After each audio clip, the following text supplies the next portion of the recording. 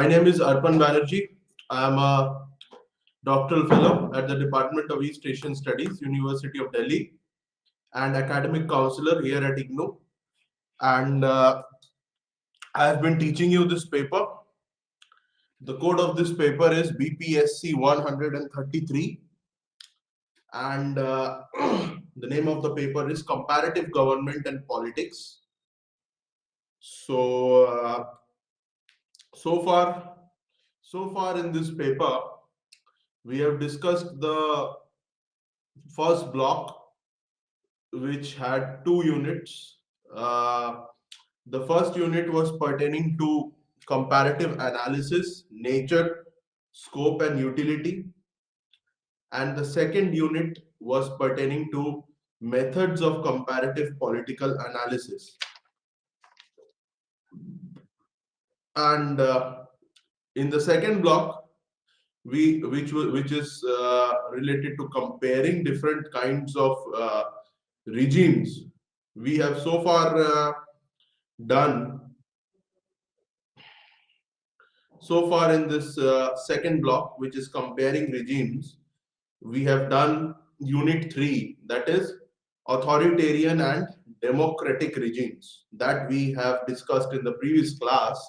In today's class, we are going to discuss the 4th unit pertaining to civilian and military regimes. So let us begin with the 4th unit of this paper, civilian and military regimes.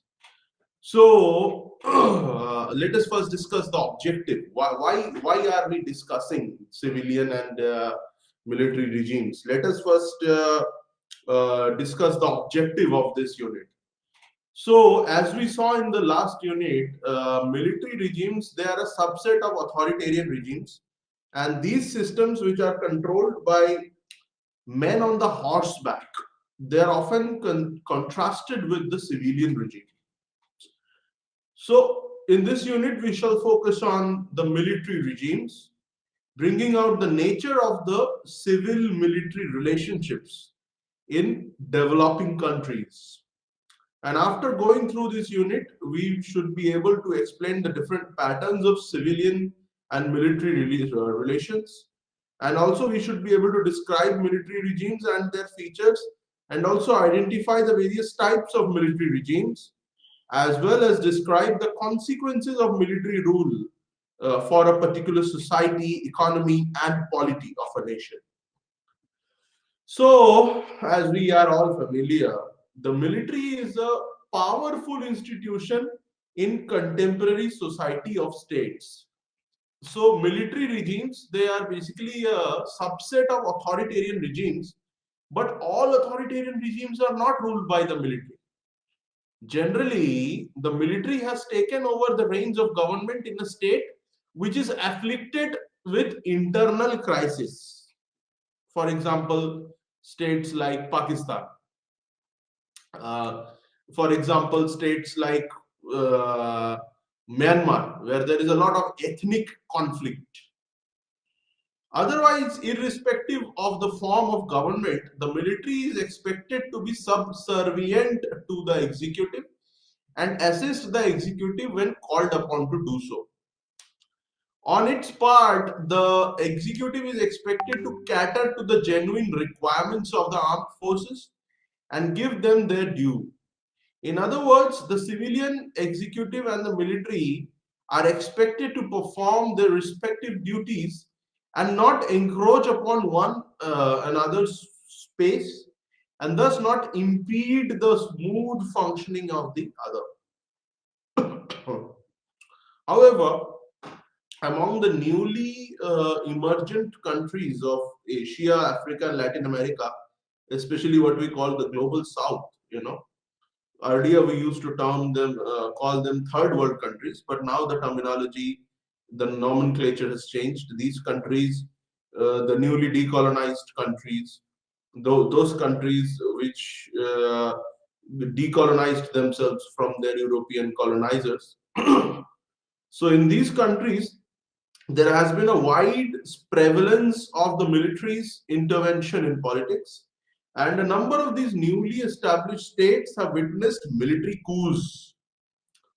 Since the 1980s, there has been a transformation of military regimes into civilian ones in both developed countries and as well as in East Europe in the 1990s. But coups and attempted coups continue to plague many countries, and military regimes have persisted in the developing countries.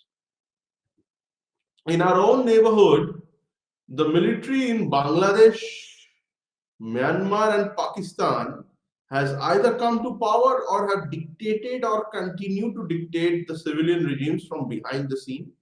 The relationship of superordination and subordination which exists between the military and the lawfully constituted public authorities has therefore emerged as an important basis for classification of political systems.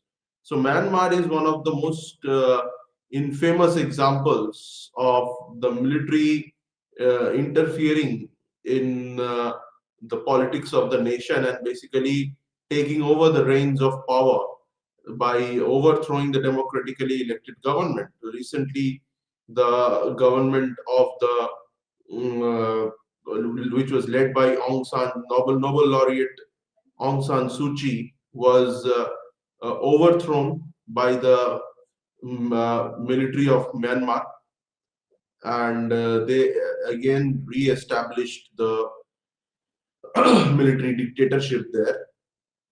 In Bangladesh, General Irshad, Hussain Muhammad Irshad, he had also taken over the reins of power and had ruled as a dictator for almost a decade. In Pakistan, there have been many such instances. For example, the first time it was their Field Marshal Ayub Khan in the 1950s, late 1950s, who conducted a coup d'etat in Pakistan and took over the reins of power from the democratically elected government there. After him, there were many other dictators like in Pakistan, like Ziaul Haq. He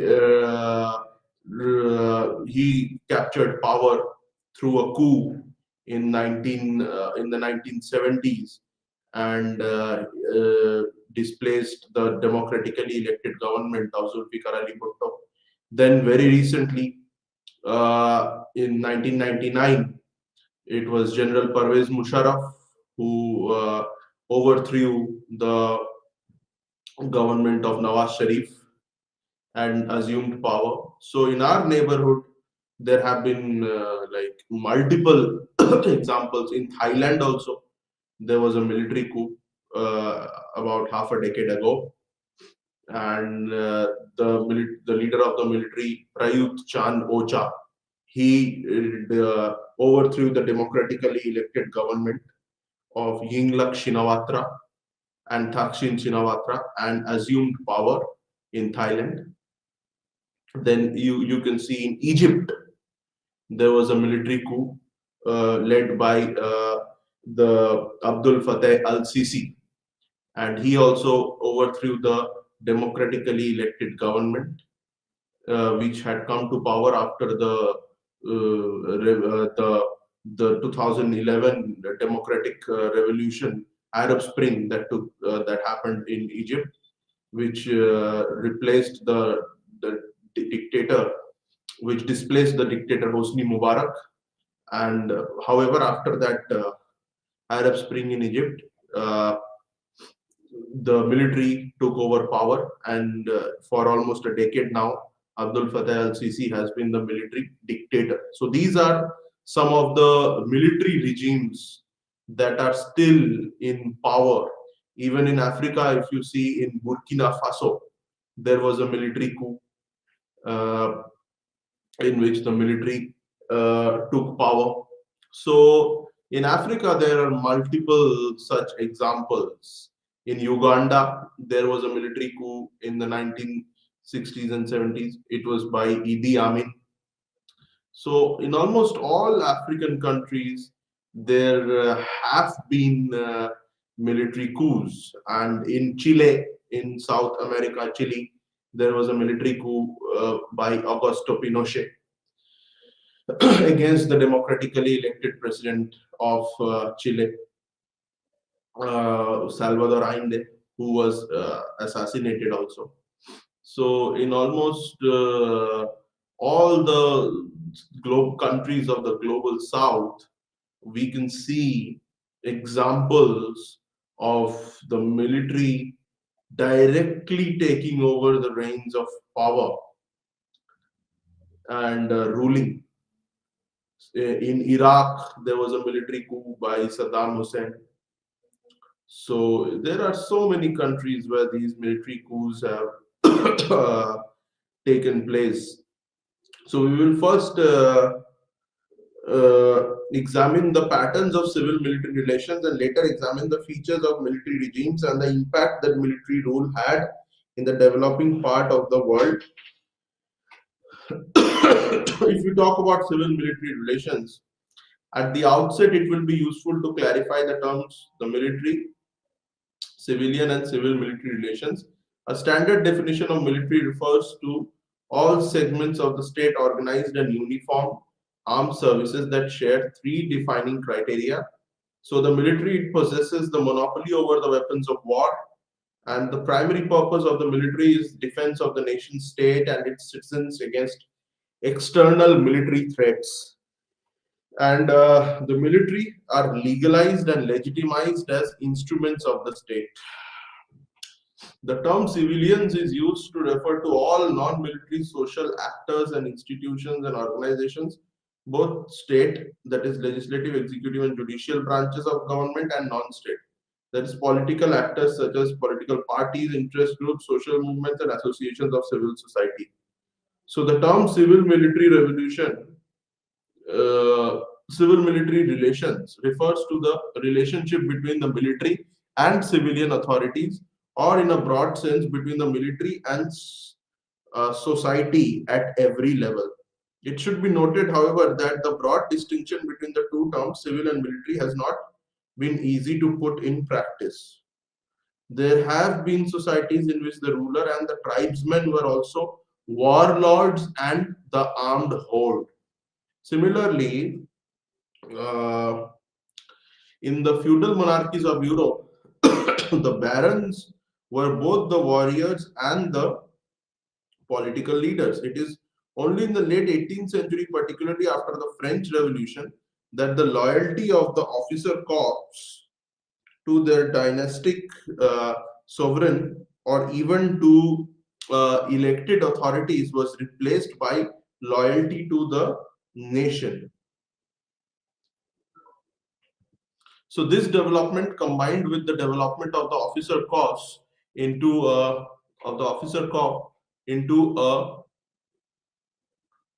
career oriented institution with distinct lifestyles, training, social status, and material interest made possible the divergence of outlook between the armed forces and the government of the day.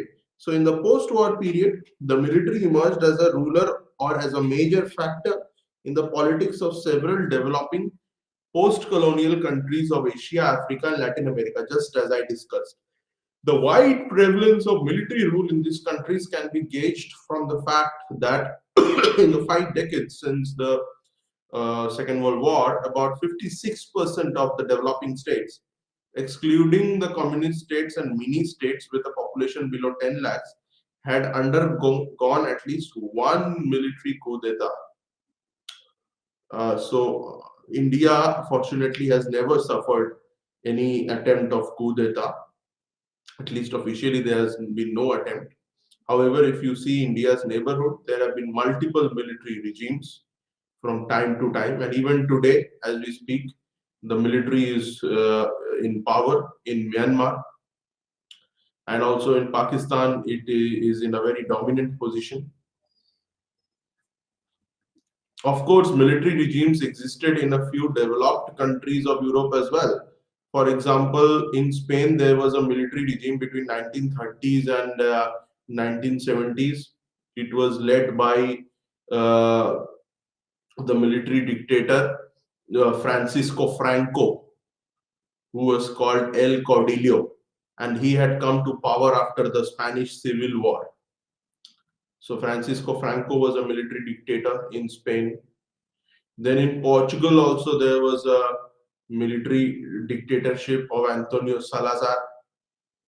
In Greece also there was a military dictatorship between 1967 and 1970s, but it was nevertheless the high incidence of military intervention in politics of developing countries that attracted the attention of political scientists. While the nature of civil military relations has varied from one political system to the other, and the issues of concern have differed at different points of time, one can classify political systems into three groups based on their pattern of civil military relations with minor variations in between. In the first group are political systems in which the armed forces are depoliticized to large extent and in which the military is entirely subservient to the instrument of the state. So India and the American United States of America offer good examples of this pattern. This form of civil military relationship does not preclude the military from exercising very considerable political influence, but the civil authorities had always the final say. In the second group, we have political systems such as those in China and Iraq, where there exists a symbiotic relationship between armed forces and ruling party. So, this pattern of civil military relationship is prevalent in all socialist states and in a number of others where an ideological single or hegemonic party. Examples of this is in power. So examples of these type of countries are the former Union of Soviet Socialist Republics or Soviet Union and Myanmar. Finally, we have a number of polities in which the military has overthrown the lawfully elected governments and installed its own members as rulers or has acquired enormous influence over the civilian government. Nigeria and Pakistan, they offer a good example of this pattern of civil military relations. Both these countries were under military rule for a prolonged period of 3 decades, and despite returning to democratically elected civilian government, we find that the military had emerged as a strong pressure group wielding enormous influence in political decision making. Now let us take up prominent examples from the first two groups, India and China, for examination. The examples and features of military regimes are discussed in a separate section. So in India, there has been the established tradition of the apolitical nature of the military. In the early years after independence, the military was more or less excluded from any decision making in matters of foreign and security policies. After the 1962 Indochina War, there was an increased sensitivity to matters of external security, and defense acquired high policy priority. However, the military has not been accorded any significant role in the affairs of the state. The relationship between the civilian leadership and the military has not always been smooth. There have been a few occasions where the military had entered into a tug with its political masters. By far, the best known example is that of the then head of the Indian Army, General and later Field Marshal Thimaiya, tendering his resignation to the then Prime Minister Pandit Jawaharlal Nehru hours before his Pakistani counterpart was due to arrive in Delhi. The general withdrew his resignation later. Several years later, a detachment of the army had been moved from its peacetime location without the required permission from the civilian leadership, anticipating a serious law and order problem. Much later, in December 1998, the chief of the naval staff, Admiral Vishnu Bhagwat, was sacked for compromising national security and willfully disobeying the orders of defense minister. The admiral challenged the decision of the government, but the Supreme Court upheld the government decision to dismiss him from service. The sacking of Admiral Bhagwat is by far the most controversial episode in the gamut of civil military relations in India. The actual dismissal and the days preceding the dismissal witnessed an acrimonious slanging match between the military and civilian arms of the government. It had prompted a debate on the subject in the country. Though the results of the debate are yet to manifest themselves in concrete terms, it had provided the occasion to seriously probe the limits to civilian uh, either of the leaders or of the bureaucracy control over matters concerning the day-to-day functioning of the armed forces. It was argued that at that time that the civilian arm should define policy and strategic objectives, and it was for the military to implement them. Interference in day-to-day running of the armed forces would imperil discipline and gnaw at its professionalism. The debate had also suggested the creation of the post of the Joint Chief of Staff to provide inputs to the cabinet in framing strategic policies. In December 2019, General Bipin Rawat was appointed as the first Chief of Defense Staff. In China, a country guided by Marxist ideology, it is the Communist Party of China or the Chinese Communist Party which controls the affairs of the state, and the military is at once a part of the ruling structure and yet it is under the firm control of the party. It is called the People's Liberation Army. The military and the party were closely interlinked, at least in the earlier years. However, Mao Zedong had drawn a clear line of distinction between the military and the party, and he said that the party must always control the military, though he had also said that the political power grows out of the barrel of the gun. Over a period of time, the military had acquired professionalism, and this had, on occasion, brought it into a conflicting role with the party, though it is the party that still controls the military, a position that continues to the present times. In other words, the military has not always remained totally subservient to the Chinese Communist Party in China. The military was often a member of the highest decision making structures in the country, like the Standing Committee of the Politburo. However, it should also be noted that in the year 1987, the military was not represented on the Standing Committee for the reason that reforms initiated during that time sought to draw a clear line of distinction between the party, the government, and the military. Having realized during the events that unfolded later the 1989 demonstrations against the policies of the party, the Tiananmen Square protests that were brutally crushed, that military did not evince expected levels of enthusiasm in performing internal security duties assigned to it. The military's membership in the Standing Committee was restored in 1992. One analyst has observed that there is a greater interdependence between the party and the military at the higher levels than at the lower levels of the hierarchy. Whether the military would go on to acquire significant influence over the party, meaning political power, is a matter of debate among several analysts. The debate commenced especially after the military was included in the economic modernization drive and was asked to take up tasks that would eventually contribute to the country's treasury. In 1998, the Chinese military was asked to cease all business operations as it had been found that it was increasingly getting out of civilian control. Besides, among other things, there was also allegations of corruption and hoarding against the military, as also having provided inspiration to the police forces and the judiciary too to undertake business activity. There is also the view that having taken up business activity, the military has to an extent suffered professionalism. Now, if we explain military intervention in politics, as decolonization gathered pace and many countries emerged as sovereign independent states in Asia and Africa, it was widely believed that there was little chance that the military would play a role in their politics. And yet, in a short span of time, the military emerged as a strong political force in many of these countries.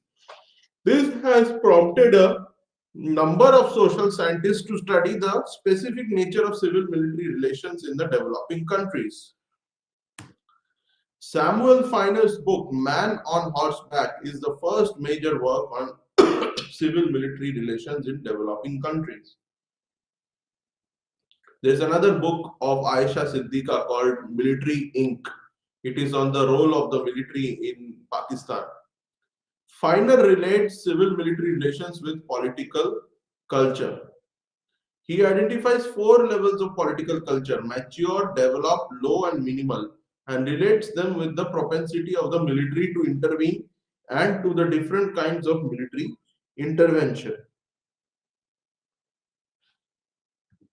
Low level political cultures lack state institutions and procedures regulating the exercise of power, are weak, or lack popular legitimacy. Developing countries characterized by low political culture uh, that is weak uh, legitimacy are prone to experience coup d'etat or extreme form of military intervention. According to Finer, such intervention may also occur in countries with developed political culture, but they are usually limited to the exercise of pressure by the military on the political leadership. Critics of Finer's analysis say that it is tautological. Low political culture is defined as lack of consensus. Rather than offering an explanation or of lack of political consensus, the concept of political culture offers a statement that is true by definition. Nevertheless, his work has inspired a number of studies to explain the absence of functioning and legitimate state institutions as the key factor in prompting military intervention into politics. Other factors have also been identified to explain the political role of the military in developing countries. For instance, some scholars have highlighted the link between the political influence of the military and the role it has played during the struggle for independence and subsequent state creation. Here they cite the example of Algeria, where the armed forces were in the forefront of the country's struggle for independence from France. This has continued to legitimize its predominant role in the Algerian political system up to the present day. There is another example, that is the example of Eritrea, which is called the North Africa, which is called the North Korea of Africa. So Eritrea got its independence from Ethiopia in 1991, and the military played a very instrumental role in getting in the struggle for independence from Ethiopia. Uh, and we have observed, we have seen that since its creation in 1991, the military has been in power, and the military dictator Isaias Afwerki has held on to power since the very creation of the country of Eritrea. Because it played a very important role, the military played a very important role in the creation of the country, in the independence of the country from Ethiopia.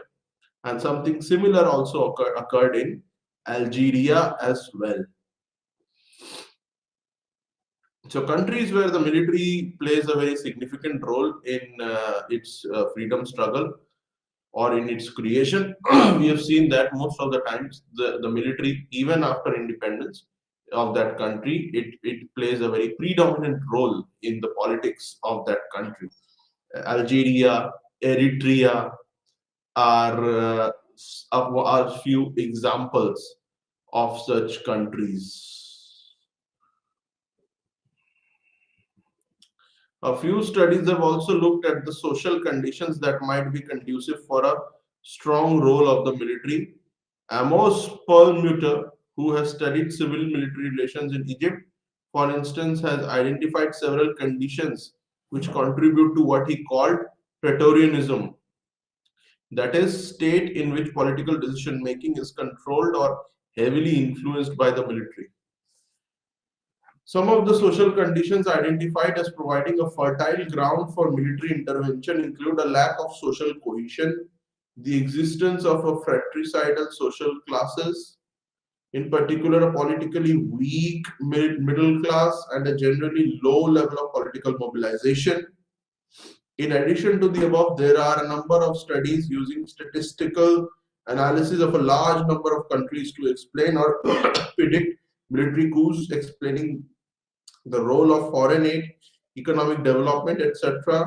But it has been difficult to arrive at conclusive findings, largely owing to methodological limitations. For example, there are many military coups which have been allegedly supported or funded by external powers.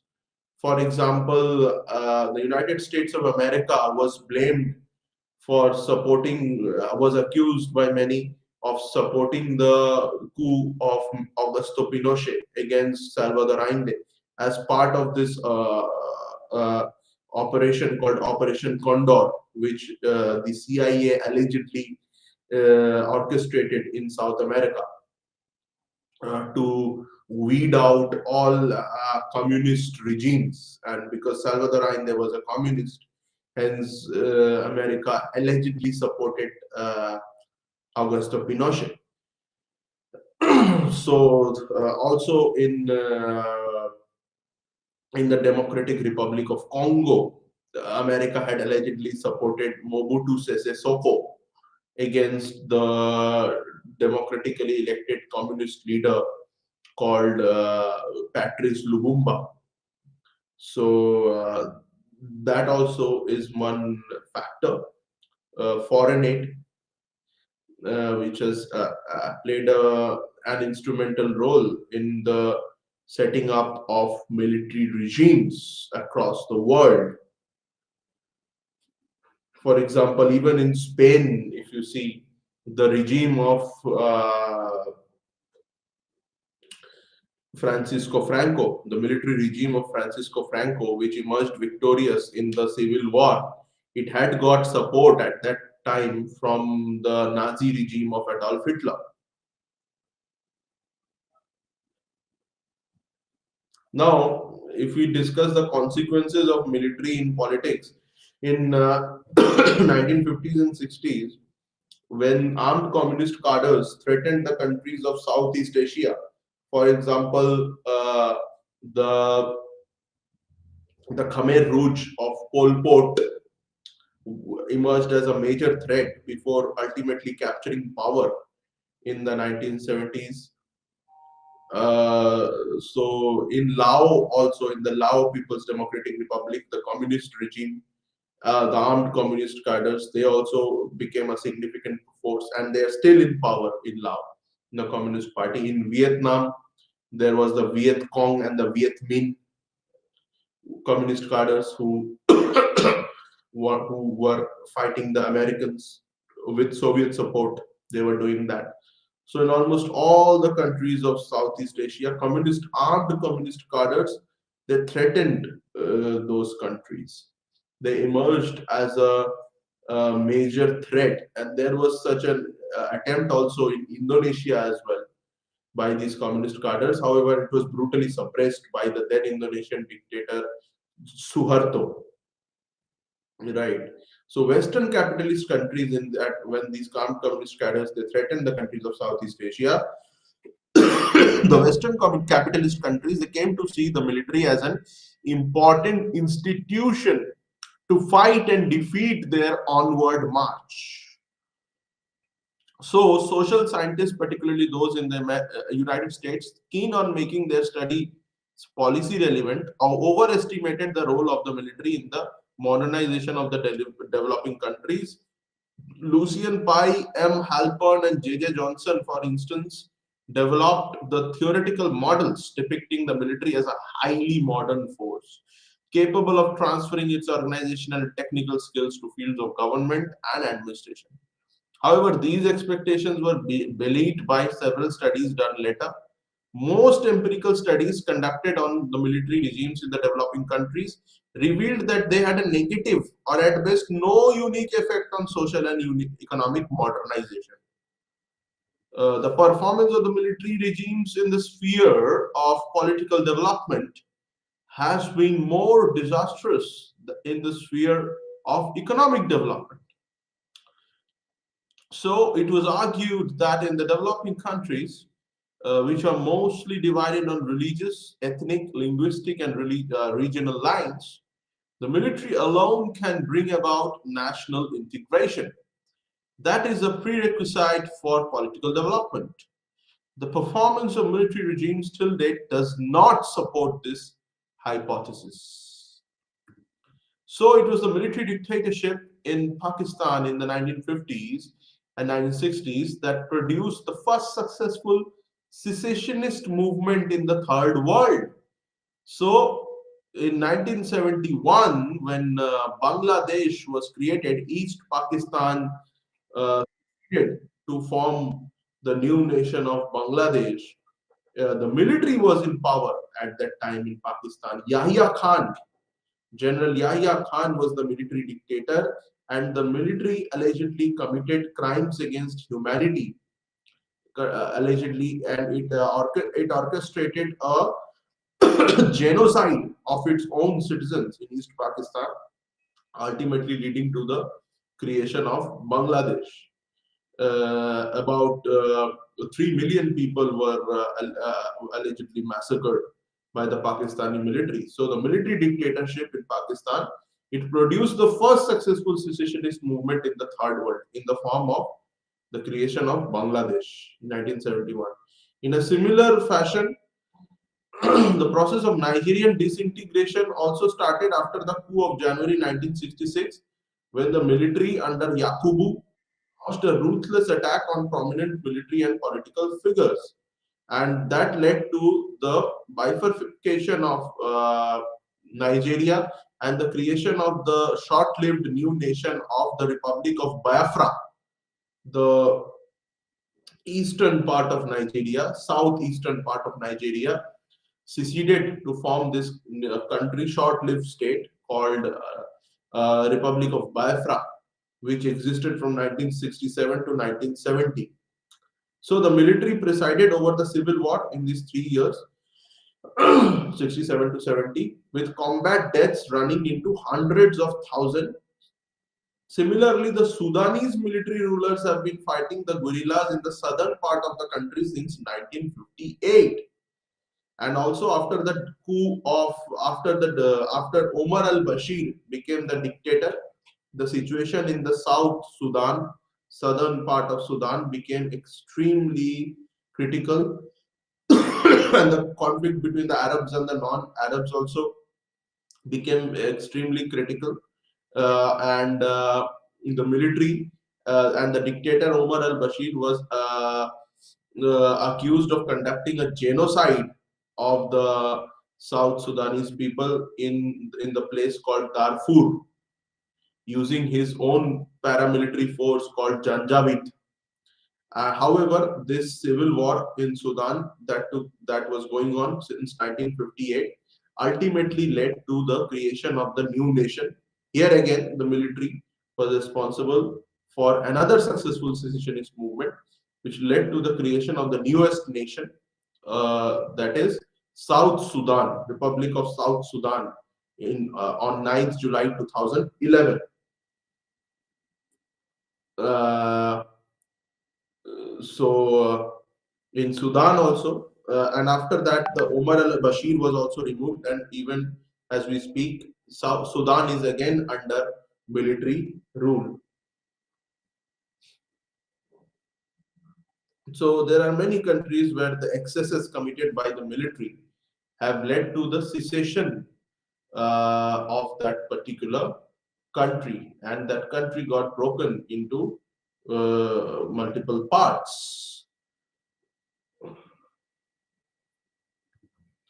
Now we are done with the second block. We have discussed the fourth unit. Let us now start the third block, that is forms of government, and the fifth unit, that is parliamentary and presidential systems.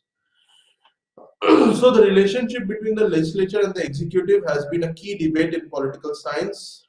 One of the main variables in explaining the relationship between the two institutions is the difference between parliamentary and presidential systems. Though the parliamentary and presidential categories cannot comprehensively explain different political outcomes between states, they contribute in explaining the key differences between political systems. Both parliamentary and presidential systems have their distinctive features and respective strengths and weaknesses. In comparing parliamentary and presidential systems, this unit seeks to address the following questions related to those systems. How is the legislature and executive elected or selected? What is the relationship between legislature and executive? What is the position of the head of state and head of government? Which system is more democratic? Which system provides effective policy making and more political stability? How are the governments formed in these systems? What is the relationship between these two systems and the context in which they operate? So, if we discuss the meaning and features of parliamentary system, the parliamentary system refers to that form of government in which the executive and legislative branches of the government are fused. In it, the executive is drawn from the legislature, remains responsible and accountable to the legislature, and may be dismissed by the legislature as well. So, Article 75, Clause 3 of the Constitution of India clearly states that the government shall stay in power as long as the Council of Ministers shall hold their office as long as they enjoy the confidence of the lower house, that is the directly elected Lok Sabha. If there is a no confidence motion passed against the government successfully, if it gets passed against the government, which has happened in India in 1999, when a no confidence motion was successfully passed against the NDA government led by the then Prime Minister Atal Bihari Vajpayee ji. So in such a circumstance, the government has to resign. If a no confidence motion gets passed, or if the government fails to pass the budget, then also it has to resign. So there is direct accountability of the Council of Ministers headed by the Prime Minister towards the directly elected lower house or legislature. J.W. Garner insists that parliamentary form of government is that system in which the real executive, the cabinet or ministry, is immediately and legally responsible to the legislature or one branch of it. Usually the more popular chamber, that is Lok Sabha in our country, for its political policies and acts, while the titular or nominal executive, the chief of state, occupies a position of irresponsibility. For example, like the President of India. So, however, in America, where the presidential system is there, such a system does not exist. So, even if the party to which the president belongs, even if that party loses majority in the Congress and in the Senate, the president does not have to resign. Once the president becomes president, can be removed. The president of America can be removed only by impeachment, which has never happened. Successful impeachment has never happened. Impeachment motions have been moved, but no president of America has been successfully impeached. However, the president of America is not dependent on the Congress or on the numbers or number of members his party has in the Congress. That is the House of Representatives and the Senate. So the president of America, because in America there is a presidential form of government, if once a president gets elected, that is, say, on January 20th, the 47th president of America, Donald Trump, will begin his second term in office. Once he gets elected, he will stay in power for the next 4 years, irrespective of the position of his party in the Congress. So the president there is not dependent on the strength of his party in the Congress. So that kind of accountability is not there.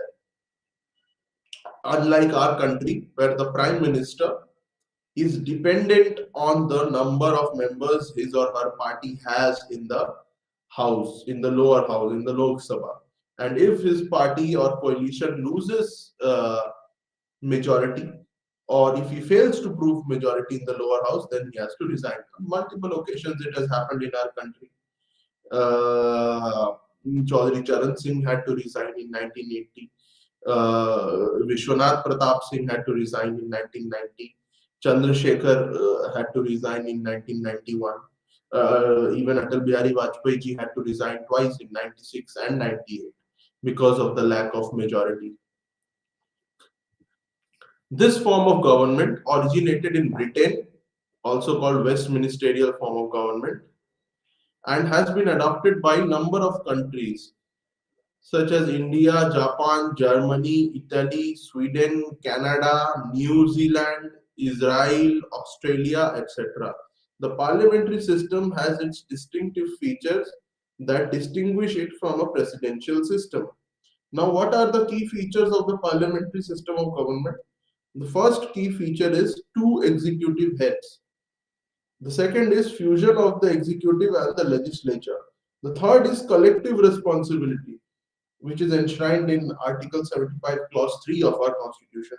The fourth is leadership of the head of the government. And the fifth is absence of fixed terms. So, if we discuss the two executive heads, in parliamentary system there are two executive heads, head of state and head of government. The head of state is a symbolic or figurehead representative of the state.